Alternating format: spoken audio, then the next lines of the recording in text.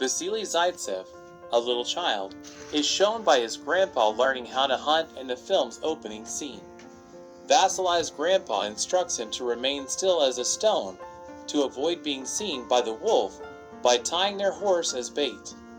As if on cue, the beast attacks the horse, and Vassili is told to fire the gun, since he is now terrified. The timid little child bravely follows instructions without realizing how this important experience will affect his development as a person. The setting then shifts to 1942, when everybody still feels the horror of World War II. Through the Soviet Union, the Nazis won control of Europe and are now marching toward the oil-rich regions of Asia. However, the city of Stalingrad, guarded by Russian Red Army forces, stands in their path. A backup force is dispatched to aid the Red Army as the fighting in the city intensifies. Vassili, a soldier who has developed into a proficient sharpshooter, is one of the men getting aboard the train. He observes how the villagers are being ejected to make space for additional military. After a brief journey, they arrive in the city and are pressured to board boats to go to the front. The battlefield clarifies that the Nazis have completely overwhelmed them, and that the backup troops are being dispatched on a suicide mission. When the army understands this, some troops attempt to escape, but when they do, their teammates shoot them to death for deserting. The Germans use this occasion and begin firing, wounding half of their adversary before they have a chance to respond. The still alive troops are split into two pairs as soon as the boat docks, with just one receiving a firearm. Vassili barely takes a few shots before being urged to join his friends in battle. His only chance of surviving after abruptly splitting from his partner is to remain subdued and close to the ground. A couple of his fellow troops attempt to flee after realizing their prospects of success are limited, but their people assassinate them again. The corpses of the Russian troops who died on the battlefield quickly covered it. An automobile approaches the bleak scene a little while later, but is immediately struck by a tank. Russian Army Commissioner Danilov leaps from the wrecked vehicle and hides among the corpses while acting dead. He holds his breath as the Germans approach and begin shooting the men to ensure none are still alive. Danilov manages to escape the attack and waits until the attackers are hidden before stealing a gun from a nearby fallen soldier. Vassili, who had also been acting dead, approaches him when he notices the weapon has without ammunition. He gives the commissioner his portion of the ammo and instructs him to fire in the event of an explosion to keep them hidden. Due to his lack of experience, Danilov is apprehensive and gives Vassili the weapon instead. Vassili shocks the commissioner with his accurate shooting and eliminates all the opposing snipers just as another vehicle pulls up, and the explosion begins. He is so inspired that when they are rescued and arrive at the headquarters, he makes flyers to publicize Vassili's achievement. Because its men are hesitant to give their lives for the nation, the Red Army's top authorities know that their defenses are weak. Chairman Nikita Khrushchev intervenes to rebuild the defensive system, a result of the Soviet troops becoming weaker as a result, until Danilov advises that they should provide hope and show a hero who would inspire everyone to preserve their nation. He wants suggestions from his subordinates, but only receives the same old schemes. Khrushchev is surprised by it and inquires whether the commissioner can do so. Danilov endorses Vassili and obtains permission to publish his valiant stories in the military journal. Immediately after, Vassili's abilities are noticed, and he is sent to the sniper section. As soon as word of his brave act spreads across the nation, he becomes the Russian army's propaganda symbol and face. As a result, the Germans have been severely damaged by the Russian sniper, and they even go as far as to send Major Erwin König, a famous marksman and the director of an army sniper school in Germany, to assassinate Vassili. Vassili encounters Sasha on a mission one day, and Sasha admires him much like every other citizen. Danilov sends him letters from his admirers, which he must respond to, and Sasha invites him to his house. A little time later, Tania, a lady, comes inside. She is a member of the neighborhood militia and is treated as part of the Filipov family. Vassili thinks she remembers him since he recalls seeing her on the train to Stalingrad. However, he is dismayed when she calls him a war hero. It is clear from the group talks that Danilov and Vassili are interested in her. Knowing she speaks German well, Danilov even offers her a position at the headquarters to decrypt German codes. Tania reluctantly accepts the position until she discovers how many troops she can rescue. The next day, Vassili is sent to a former department store where a Soviet army sharpshooter is making havoc. When he arrives, he finds a shadow close to the window and kills it with a gun. He then brings his friend Ludmila inside to inspect, confident in his abilities, only to discover that it was a ruse to draw them in. Vassili also discovers a blunt of tobacco, from which he infers that the sniper is still inside. Several aircraft suddenly pass over the area, bombing the structures and causing terror in Ludmila. Vassili attempts to comfort her, but she quickly flees. König, an enemy sniper, quickly notices her as a consequence and shoots her dead. The next shot shows him returning to his hiding place, where Sasha cleans his shoes.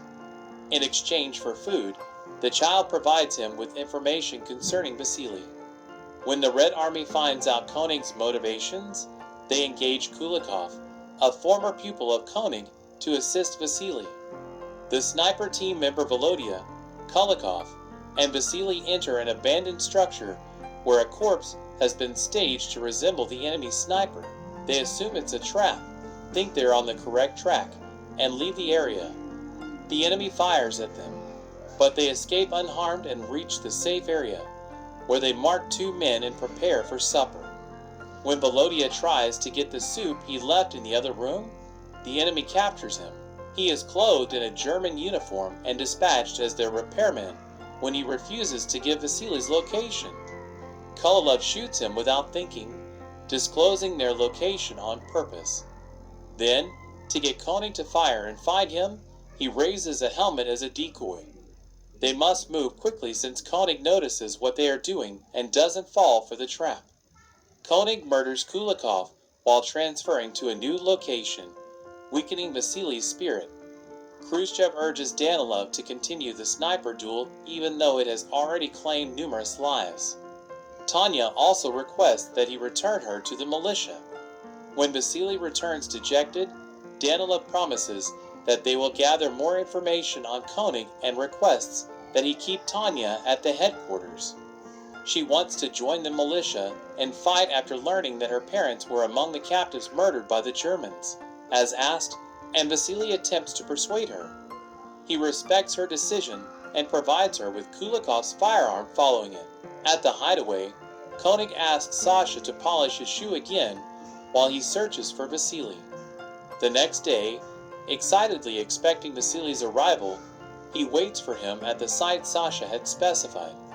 After some time, Vassili and his companion go through the pipes covertly, drawing König's attention to themselves.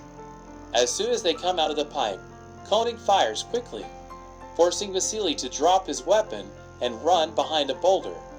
Because his hand is hurt, he makes his friend return to the headquarters. Tania and Danilov are informed of the situation by his return, and Tania immediately departs to save Vassili.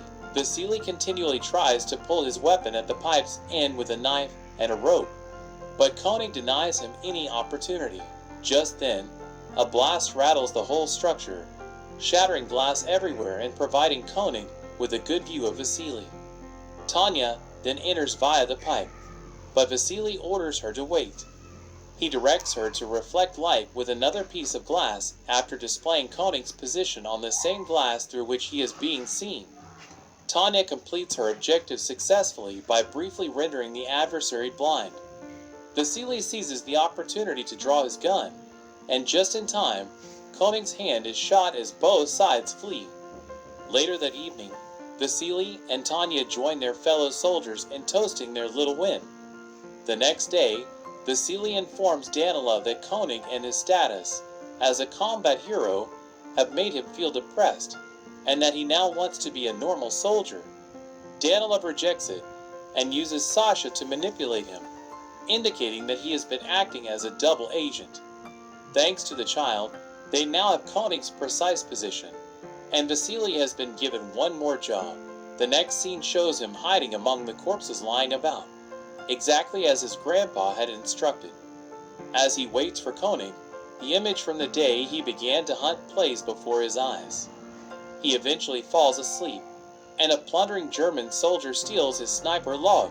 The German leadership interprets the log as proof of Vasili's demise, and intends to send König home, since his assassination would help Soviet propaganda.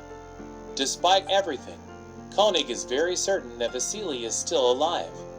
The unit becomes anarchy, as the command post announces Vassili's passing over the loudspeakers. Meanwhile, König informs Sasha of his next location in an effort to capture Vassili, since he thinks the youngster would undoubtedly pass the information to the opposition. The protagonist unexpectedly appears when Danilov is elsewhere, beginning to write an announcement of Vassili's death without any indication of his return. Soon after, he learns from Sasha that Tania went to the station to try to murder König by herself. Fortunately, when Vassili and Danilov rush to save her, they discover her unharmed. Tania kisses Vassili's lips because she is glad to see him alive, which makes Danilov envious. Forgetting his duty to his group, he leaves and returns to the headquarters, where he reports Vassili as a traitor. After having his doubts dispelled, König shoots Sasha and hangs him in front of Vassili and Tania.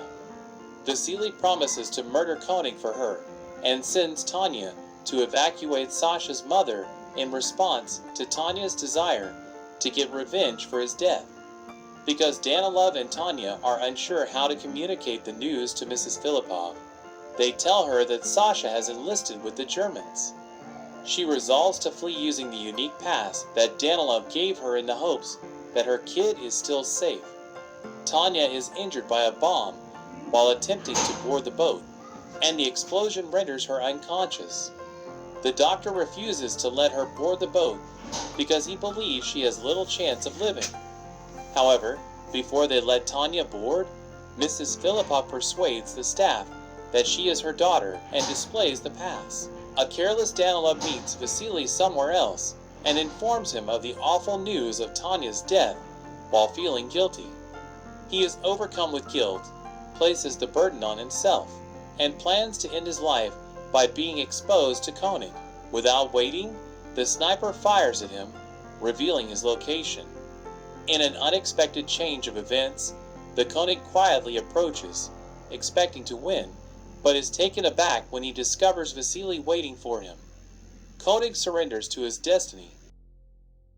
2 months later, when the Germans have left Stalingrad, Vassili gets a letter from Tania informing him that she is doing well in the field hospital.